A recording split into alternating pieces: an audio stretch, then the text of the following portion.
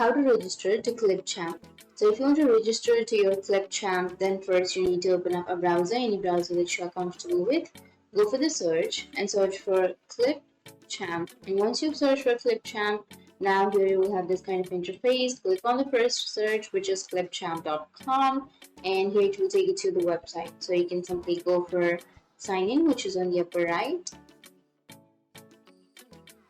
And once you're here on the sign in, you need to simply go for continue with Microsoft, or you can continue with your email, Google, or you can sign into Clipchamp with your work account.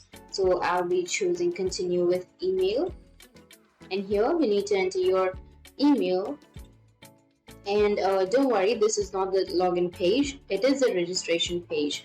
Because if you enter the email address, it will just simply send a link to the email. If you have registered, or if you have already registered with that email address, it will take you to the sign in page. Or if you have not registered, then it will take you to the registration page. So enter the email address which you would like to use to create your account. And once you entered, go for send a link to my email. And here it says that your link is in your inbox. So you need to open up your mailbox, and here you will have sign into Clipchamp. So here's your link to sign into Clipchamp. So what you need to do is simply click on sign in. Once you click on sign in, it will take you to the registration page. So here you need to enter the age and then your country or your region. Once you've chosen, you need to click on continue, which is on the bottom right.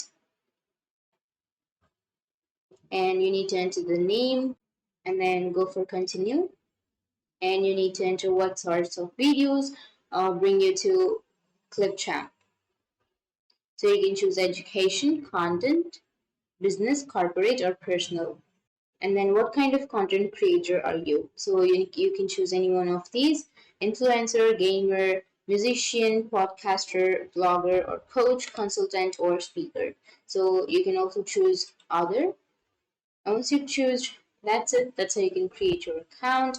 It will automatically use your information of your Microsoft to create your account. So that's the only thing you need to fill while creating your account, and your account has been created.